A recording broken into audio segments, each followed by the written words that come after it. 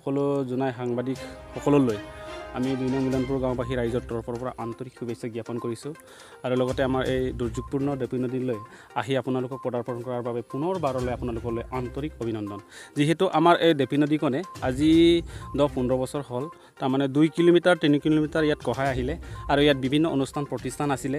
এই অনুষ্ঠান প্ৰতিষ্ঠানবিলাক কহাই শেষ কৰিলে আৰু ইয়াত 200ৰো অধিক জনবসতিৰ ঘৰ ইয়াত গৰাখহনীয়াই কবলত পৰি শেষ হৈ গ'ল। ইয়াৰ পৰা মানুহ গুচি চাপৰি শদিয়া বৰুলি তেনেকৈ বিভিন্ন ঠাইলৈকে গুচি গ'ল। সেইকাৰণে এইবিলাক সমস্যা দূৰীকৰণৰ ক্ষেত্ৰত এতিয়া আমাৰ যিটো স্থানীয় বিধায়ক ডাঙৰীয়াক আমি অনুৰোধ কৰিছোঁ আপোনালোকৰ চেনেলৰ যোগেদি আৰু মন্ত্ৰী বিধায়কক অনুৰোধ কৰিছোঁ অনতিপলমে এই সমস্যাটো, এই দুৰ্যোগপূৰ্ণ সমস্যাটো যাতে সমাধান কৰে। এতিয়া চাওক আমাৰ দুখীয়া এই গাঁওখনে এতিয়া নিজৰ খেতি বাৰী হাজাৰ হাজাৰ নষ্ট হৈছে, হাজাৰ হাজাৰ ইয়াত মানে সা সম্পত্তি গছ গছনি তামোল পাণ ইত্যাদি বাৰী মাটি ইয়াত কহাই শেষ কৰিছে। গতিকে কিমান দুখৰ বিষয়, কিমান অতি পৰিতাপৰ বিষয়। এই বিষয়টো উত্থাপন কৰিবলৈ যাওঁতে সঁচাকৈ অতি দুখনীয়। গতিকে মই অনুৰোধ কৰিছোঁ যাতে এই সমস্যাটো আজি সমাধান কৰি দিব পৰা নাই আমাৰ প্ৰতিনিধিসকলে। ইহঁতে ভোটৰ সময়ত অৰ্থাৎ নিৰ্বাচনৰ সময়ত এইবিলাক সমস্যা সমাধান কৰাৰ আশ্বাস দিয়ে যদিও আজি পৰ্যন্তলৈকে কাৰ্যকৰী হোৱা নাই।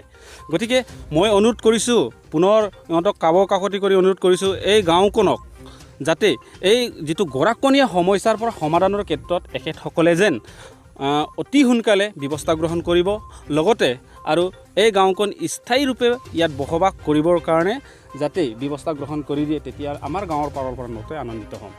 আৰু লগতে ইয়াত এনেকুৱা এটা আমাৰ দুৰ্যোগপূৰ্ণ সমস্যা হয়, এনেকুৱা এটা অসুবিধা হয় ইয়াত মানে ৰাস্তাটো সৰু সুৰা এনৰেগা কিছুমান আঁচনিৰ ধাৰা ইয়াত ৰাস্তা বান্ধি দিয়া হয়, কিন্তু আকৌ এই পাহাৰৰ পৰা বানপানী অহাৰ লগে লগে এইবিলাক ভাঙি চিঙি চুৰমাৰ হৈ যায়। গতিকে আকৌ এই একেই অৱস্থা হৈ যায়। সৰু সুৰা তেনেকৈ পাৰ্কোপাইনৰ ব্যৱস্থা, বেম্বো বান তেনেকৈ মানে সৰু সুৰা বিশেষ ব্যৱস্থা কৰা হয় যদিও এইবিলাক ব্যৱস্থাৰ পৰাই এই নদীখনৰ যিটো খহনীয়া সমস্যাক ৰক্ষণাবেক্ষণ কৰিব নোৱাৰে।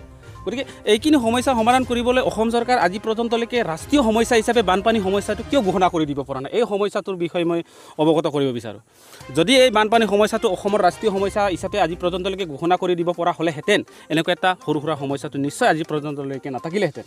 গতিকে মই অনুৰোধ কৰিছোঁ আপোনালোকৰ চেনেলবিলাকৰ যোগেদি যেন এই সমস্যাটো সমাধানৰ কাৰণে অসম চৰকাৰক আৰু যিটো আমাৰ মন্ত্ৰী বিধায়ক যিটো আমাৰ বানপানী সমস্যাটো সমাধান কৰক। অকল এই আমাৰ 2 নং মিলনপুৰ গাঁওবাসীৰ কাৰণেই নহয়, গোটেই অসমৰ বিভিন্ন গাঁও বুঁজে থকা বানপানী সমস্যাটো যাতে সমাধান কৰক এই বিষয়ে আমাৰ বিধায়ক ডাঙৰীয়াও বিধানসভাত উত্থাপন কৰক আৰু ৰাষ্ট্ৰীয় সমস্যা হিচাপে অসম চৰকাৰে যেন এই বানপানী সমস্যাটো ঘোষণা কৰক বুলি মোৰ ফালৰ পৰা অনুৰোধ জনাইছোঁ। ধন্যবাদ। বিশেষকৈ মই ক'ব বিচাৰোঁ আমাৰ আজি চিগাজিপি 2 নং মিলনপুৰ 6 নং ৱাৰ্ড গাঁৱত আজি ইমান আমাৰ ইমান যে পানীৰ কিবাত পৰিছে কবলত পৰি আছোঁ, আমি বহুত দুখী হৈছোঁ। আজি চাওক আমাৰ মিয়াৰী মাটি ইমান হাজাৰ হাজাৰ মাটি পৰি আছে, চৰকাৰে আজিলৈকে কোনেও খা খবৰ লৈ দিয়া নাই আমাক। এইটোৰ কাৰণে আমি বহুত 2 নং মিলনপুৰ গাঁও কোনটো পঞ্চায়ত পৰে? চিগাগাঁও পঞ্চায়ত। ইয়াত আপোনালোকে কিমান চনৰ পৰা বসবাস কৰি আছে? আমি ইয়াত বসবাসটো আমাৰ 1970 চনৰ পৰা 60-70 চনৰ পৰা ইয়াত আমি আছোঁ। এতিয়া আপোনালোকে কৈছে বহুখিনি গড়বাৰী এইটো বানত কবলত পৰিছে, এইটো কিমান চনত ইয়াত গ'ল বানত?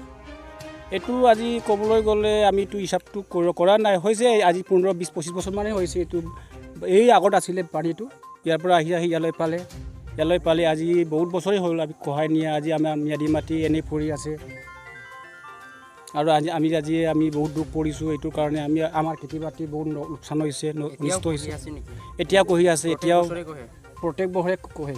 এই মুহূৰ্তত আপোনালোকে চৰকাৰক কি ক'ব বিচাৰিব? চৰকাৰক আমি মানে যে অনুৰোধ দিছোঁ যে আমাৰ এইটো পানীটো যাতে নদীটো ব্যৱস্থা কৰি দিয়ে, এইটোৰ কাৰণে আমি অনুৰোধ দিছোঁ চৰকাৰক।